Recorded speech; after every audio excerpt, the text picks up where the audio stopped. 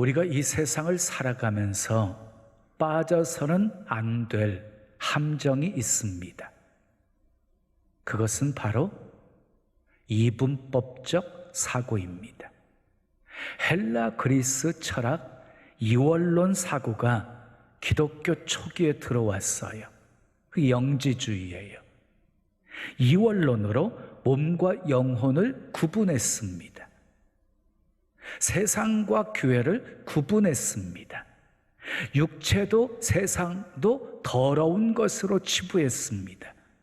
그래서 예수님의 성육신, 육신으로 오심도 부인했습니다. 그러나 여러분 기억하십시오. 하나님은 자기 백성들이 세상 속에서 따돌림 속에 살기를 원치 않으십니다. 고립되는 것 원하지 않으십니다. 세상 등지고 사는 것 원하지 않으십니다. 예수님이 우리에게 이렇게 말씀하셨습니다. 너희는 세상의 소금이다. 세상의 빛이다. 세상 밖의 소금이 아닙니다. 세상 밖의 빛이 아닙니다. 빛과 소금이 가장 필요한 곳은 바로 세상이라는 것입니다. 그러므로 그리스도인의 삶의 무대는 바로 세상인 것입니다. 하나님이 왜 예수님을 세상에 보내셨습니까? 하나님이 왜 예수님을 세상에 보내셨습니까? 요한복음 3장 16절에 그 답이 있습니다. 하나님이 세상을 이처럼 사랑하사 독생자를 주셨으니 이는 저를 믿는 자마다 멸망하지 않고 영생을 얻게 하려 하심이니라. 하나님이 예수님을 이 세상에 보내신 것은 세상을 구원하려고 보내신 것입니다. 그러니까 세상을 하나님의 사역의 현장으로 보신 것입니다. 저는 균형이라고 하는 단어를 좋아합니다. 균형이라는 단어를 좋아하는 이유가 있어요. 하나님께서 좌로나 우로나 치우치지 말라고 말씀하셨기 때문입니다. 영과 육의 균형이 필요합니다. 밥만 먹고 살면 안 됩니다. 말씀만 잊고 살아서도 안 됩니다. 이 두 가지가 잘 균형을 이루어야 되는 것입니다.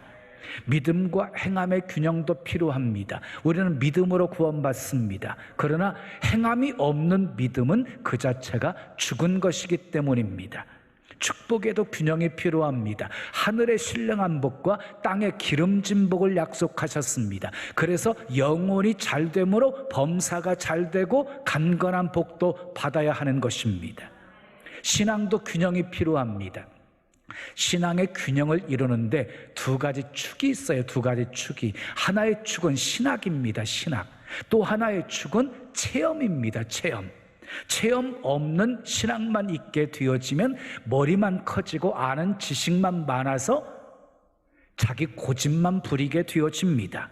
반대로 체험은 있는데 신학이 부족하게 되어지면 신비주의에 빠질 위험이 있습니다. 그래서 신앙은요, 신학과 체험 이 두 가지 축이 잘 균형을 이루어야 하는 것입니다. 오늘 본문은 이것과 저것 사이에서 균형을 이루지 못한 바리새인과 서기관들을 예수님께서 책망하시면서 교훈하시는 내용이 담겨져 있습니다. 바리새인들은 유대 사회 속에서 인정받고 칭찬받는 종교인들이었습니다. 그들은 사람들에게 보이려고 모든 일을 행했습니다. 구제도 사람들에게 보이려고, 금식 기도도 사람들에게 보이려고, 그리고 철저한 종교 의식도 사람들에게 보이려고 했습니다. 그들은 사람의 영광을 하나님의 영광보다 더 사랑했습니다. 사람들에게 칭찬받고 인기를 얻고 인정받으려고 그들은 활동을 했습니다.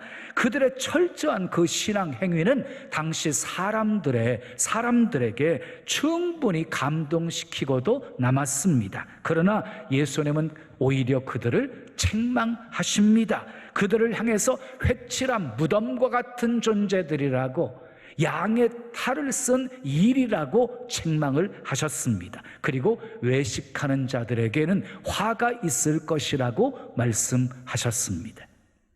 주님은요, 외식하는 자들을 가장 싫어하십니다. 그래서 주님은 구제할 때 오른손이 하는 것 왼손이 모르게 하라고 하셨습니다. 기도할 때도 사람들에게 보이려고 하지 말고 골방에 들어가서 문을 닫고 은밀한 중에 계신 아버지께 기도하라고 그랬습니다. 금식할 때도 외식하는 자같이 슬픈 기색을 띠지 말고 사람들에게 보이려고 얼굴을 흉하게 하지 말고 은밀하게 하라고 했습니다. 자, 그러므로 신앙생활에 있어서 가장 무서운 적은 외식입니다. 외식. 여러분, 입만 무성하고 열매가 없는 무화과 나무처럼 되지 마십시오. 사람에게 보이려고 하지 마십시오. 하나님에게 보이려고 하십시오. 은밀한 중에 계시는 하나님께서 갚으실 것입니다. 그러면 균형 있는 신앙생활을 위해서는 어떻게 해야 할까요? 균형 있는 신앙생활을 위하여 첫 번째 따라하겠습니다. 이것도 행하고 저것도 버리지 말아야 합니다. 자, 23절 말씀을 우리 함께 읽겠습니다. 시작. 화 있을진저 외식하는 서기관들과 바리새인들이여, 너희가 박하와 회향과 근처에 11조는 들이되 율법에 더 중한 바 정의와 긍휼과 믿음은 버렸도다. 그러나 이것도 행하고 저것도 버리지 말아야 할지니라 그랬어요. 이 말씀을 보면 서기관들과 바리새인들이 얼마나 철저하게 11조를 드렸는지를 확인할 수가 있습니다. 본문에 소개되고 있는 박하와 그리고 회향과 근채라고 하는 것은요, 정원에서 기르는 약재로 쓰이는 향기로운 작은 풀들을 가리키는 거예요. 율법에서 토지에 관한 11조는 곡식과 포도주 그리고 기름의 11조로 되어 있어요. 그런데 바리새인과 서기관들은요, 토지의 소산의 11조를 확대시켜 가지고 박하와 회향과 근채의 11조까지 드린 거예요. 지나쳤어요. 그러니 얼마나 힘들었겠어요. 너무 작은 것까지도 11조를 구별해서 드리려고 했으니. 그런데 문제는요, 이렇게 철저하게 율법을 지키는 척 했을 뿐이에요. 율법을 지키는 척 했을 뿐이지 정작 율법의 정신이었던 정의와 긍휼과 믿음은 버렸습니다. 자비를 베풀기보다는 안식일을 지키는 것이 그들에게는 더 중요했고요, 병든 자를 구하고 돕기보다는 그 사람이 규례를 지키는가를 주목했어요. 율법의 정신이 율법의 조항들에 의해서 숨을 쉬지 못하게 만들어버린 것이지요. 이런 바리새인들을 가리켜서 예수님은 맹인이라고 눈먼 자라고 지적을 하시면서 균형을 이룰 것을 명하셨습니다. 이것도 행하고 저것도 버리지 말아야 할지니라. 다시 말해서 이것도 중요하고 저것도 중요하다는 것입니다. 이것도 행해야 되는 것이고 저것도 버리지 말라는 것입니다. 이것은 무엇입니까? 11조입니다. 저것은 무엇입니까? 정의와 긍휼과 믿음입니다. 그러니까 11조도 드리면서 정의와 긍휼과 믿음도 행해야 한다는 것입니다. 두 번째, 균형 있는 신앙생활을 위해 따라합시다. 겉과 안이 깨끗해야 합니다. 자, 25절에서 28절까지 말씀을 함께 읽어요. 시작. 화 있을진저 외식하는 서기관들과 바리새인들이여, 잔과 대접의 겉은 깨끗이 하되 그 안에는 탐욕과 방탕으로 가득하게 하는도다. 눈먼 바리새인이여, 너는 먼저 안을 깨끗이 하라. 그리하면 겉도 깨끗하리라. 화 있을진저 외식하는 서기관들과 바리새인들이여, 회칠한 무덤 같으니 겉으로는 아름답게 보이나 그 안에는 죽은 사람의 뼈와 모든 더러운 것이 가득하도다. 이와 같이 너희도 겉으로는 사람에게 옳게 보이되 안으로는 외식과 불법이 가득하도다. 이 여러 말씀 속에 겉과 안이 계속해서 대조되어서 말씀되어지고 있지요. 자, 바리새인들과 서기관들의 관심은요, 바로 겉이었습니다. 겉. 안과 겉이 균형을 이루고 있지를 못했어요. 겉은 깨끗하고 아름답고 옳게 보였으나 안은 탐욕으로 가득했고, 그리고 더러운 것으로 가득했고, 그리고 외식과 불법으로 가득했습니다. 사람은요, 겉밖에 보지를 못해요. 그래서 겉모습만 보면서 속는 거예요. 그런데 하나님은요, 겉도 보시고 안도 보세요. 그래서 결코 하나님은 속일 수 없는 것이에요.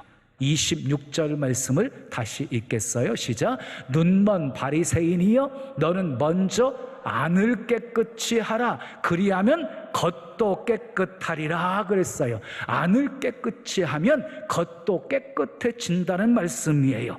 자, 먼저 할 일을 하면 그 다음은 저절로 잘 되어진다는 말이지요. 안을 깨끗하게 하잖아요. 그러면 겉도 치장하고 싶어지는데, 먼저 겉만 화려하게 치장을 하게 되어지잖아요. 그러면 안은 신경 쓰지 않게 되어지는 거예요. 왜? 안은 보이지 않기 때문입니다. 그래서 먼저가 중요한 거예요. 먼저 안을 깨끗하게 해야 합니다. 마태복음 5장, 6장, 7장을 가리켜서 예수님께서 산에서 가르치셨다고 해서 산상수훈, 산상설교라고 합니다. 그런데 마태복음 5장, 6장, 7장에 예수님의 설교 가운데 등장하는 단어가 있는데 먼저라는 단어가 등장하고 있어요. 마태복음 5장 23절, 24절에 보면 형제들에게 원망 들을 만한 일이 생각나거든 너희는 먼저 형제와 화목하고 그리고 와서 하나님께 예물을 드려라 그랬어요. 먼저 형제와 화목하라고 말씀하고 있어요. 마태복음 6장 33절에 너희는 먼저 그의 나라와 그의 의를 구하라. 그리하면 이 모든 것을 너희에게 더하시리라 하고 말씀하셨어요. 마태복음 7장 5절을 보면은 먼저 내 눈 속에 있는 들보를 빼어라. 그 후에야 형제의 눈 속에 있는 티를 빼주리라 하고 말씀하셨어요. 여러분, 우선순위가 뒤바뀌게 되어지면 우리 삶이 혼란스러워집니다. 우선순위가 뒤바뀌게 되어지면 우리의 삶이 뒤죽박죽 되어지는 것입니다. 먼저 할 것은 먼저 하셔야 됩니다. 아멘. 먼저 형제와 화목하시고 예배를 드려야 됩니다. 먼저 그의 나라와 의를 구하셔야 됩니다. 그러면 모든 것 더해 주시겠답니다. 먼저 내 눈 속에 있는 들보를 빼내야 됩니다. 그래야 형제의 눈 속에 있는 티를 빼줄 수 있다는 것입니다. 먼저 내 안을 깨끗하게 만들어야 됩니다. 그래야 겉도 깨끗해질 수 있다는 것입니다. 세 번째 따라하겠어요? 가이사의 것은 가이사에게, 하나님의 것은 하나님께 바쳐야 합니다. 마태복음 22장 15절 이하의 말씀을 보면은요, 예수님의 가르침에 이 사두 바리새인들이 찔려해요. 마음에 찔려해요. 그리고 서로 모여가지고 상의를 해요. 어떻게 회개할 것을 상의했습니까? 아닙니다. 그들이 상의한 것은 무엇이었습니까? 22장 15절 말씀 함께 읽어요. 시작. 이에 바리새인들이 가서 어떻게 하면 예수를 말의 올무에 걸리게 할까 상의하고 그랬어요. 예수를 말의 올무에 어떻게 하면 걸리게 할까를 상의했다는 거예요. 의논했다는 거예요. 여러분들은 모여서 무엇을 의논하십니까? 어떻게 베풀까? 어떻게 도울까? 어떻게 섬길까? 어떻게 사랑할까? 어떻게 봉사할까? 어떻게 전도할까? 어떻게 헌신할까? 이런 내용들이 여러분들의 의논의 내용이었으면 좋겠습니다. 우리 그리스도인들이 서로 모여서 대화할 때 이런 이야기가 서로 대화거리가 되었으면 좋겠습니다. 하나님은 우리가 대화하는 것 다 듣고 계십니다. 22장 16절 함께 읽어요. 시작. 자기 제자들을 헤롯 당원들과 함께 예수께 보내어 말하되. 그랬어요. 여기 자기 제자들은 누구의 제자들이에요? 바리새인들의 제자들이지요. 바리새인들의 제자들과 헤롯 당원들과 함께 예수님께 보내어 말했다는 거예요. 여러분, 바리새인들과 헤롯 당원이요, 서로 하나가 될 수 없는 사람들이에요. 서로 하나가 될 수 없는 사람들이에요. 세금 문제만으로도 가이사에게 세금을 바쳐야 된다 하라고 주장하는 사람들은 헤롯 당들이었고요. 그리고 이방 왕에게 세금을 바치는 것 싫어했던 사람이 바로 바리새인이었어요. 그러니까 서로 의견들이 달랐기 때문에 이 둘은요, 서로 하나가 될 수가 없었는데 예수님을 올무에 걸기 위해서는 지금 하나가 되고 있어요. 서로 뭉치고 있어요. 예수님은 그들의 악함을 아셨습니다. 이어지는 18절 말씀 읽어요. 시작. 예수께서 그들의 악함을 아시고 이르시되 외식하는 자들아 어찌하여 나를 시험하느냐. 여러분, 지금 바리새인들, 헤롯 당들이 예수님께 와가지고 말로 시험을 하는 거예요. 자, 무엇을 시험했습니까? 자, 17절 말씀을 보면 시험한 내용이 소개가 되어져요. 읽어요. 시작. 가이사에게 세금을 바치는 것이 옳으니까 옳지 아니하니까. 굉장히 곤란한 질문을 지금 하고 있는 거예요. 뭐 하려고 질문하고 있어요? 시험해서 예수님을 말의 올무에 걸리게 만들려고 가이사에게 세금을 바치는 것이 옳습니까? 옳지 아니합니까? 라고 물은 거예요. 세금을 바치는 것이 옳지 않다라고 말하게 되어지면 반로마적인 그런 선동으로 여겨져서 로마법을 저촉하게 되어지는 것이고요. 세금을 바치라라고 말하게 되어지면 유대인들의 자존심을 건드리는 것이었어요. 그런데 예수님은 그 질문 앞에서 그들이 꼼짝 못할 대답을 하십니다. 22장 21절 함께 읽어요. 시작. 가이사의 것은 가이사에게, 하나님의 것은 하나님께 바치라.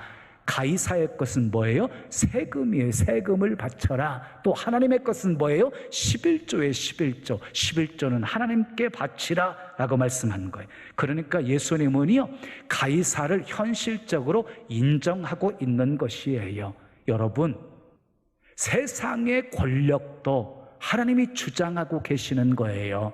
그래서 권세 앞에 복종하라 하고 주님이 말씀을 하신 것이에요. 그러므로 우리는 세상의 법과 제도를 지키셔야 합니다.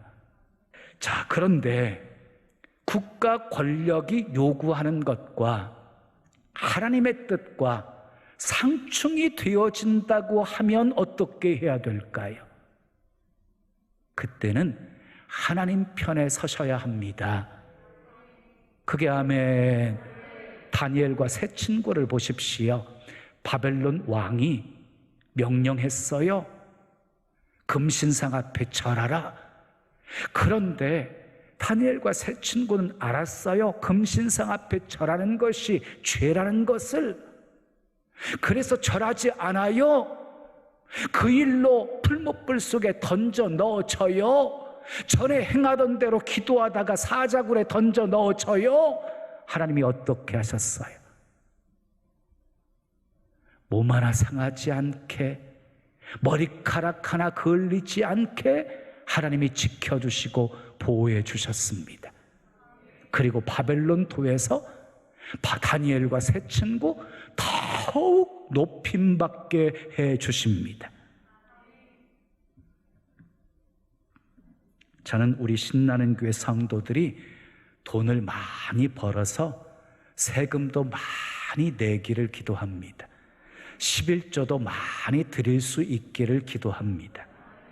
그래서 우리가 세상 덕을 보는 것이 아니라 세상이 우리 덕을 보게 하셔야 합니다. 아멘. 하나님의 사람으로 당당하게 이 세상을 책임지는 삶을 사십시다. 요셉처럼, 다니엘처럼 가이사가 통치하는 이 세상을 아름답게 만들어 가십시다. 아멘. 가끔 11조를 논쟁거리로 삼는 사람들이 있어요. 11조는 구약시대의 유물이다.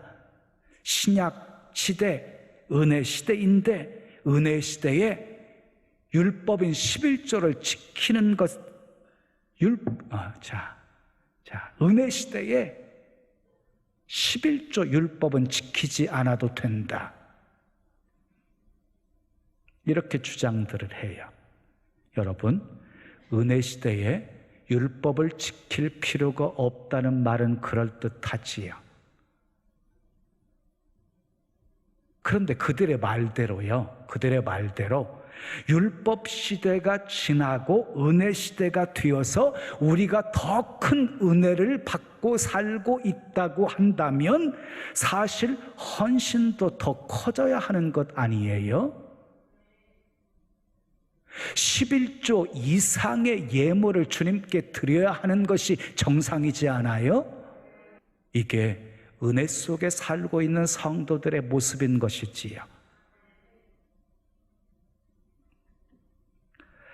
자, 그런데 11조를 구약시대에 율법으로 몰고 논쟁거리를 삼는 사람들은요, 그 11조 이상의 헌신을 하고자 하는 마음으로 논쟁거리를 삼고 있는 것이 아니라는 거예요.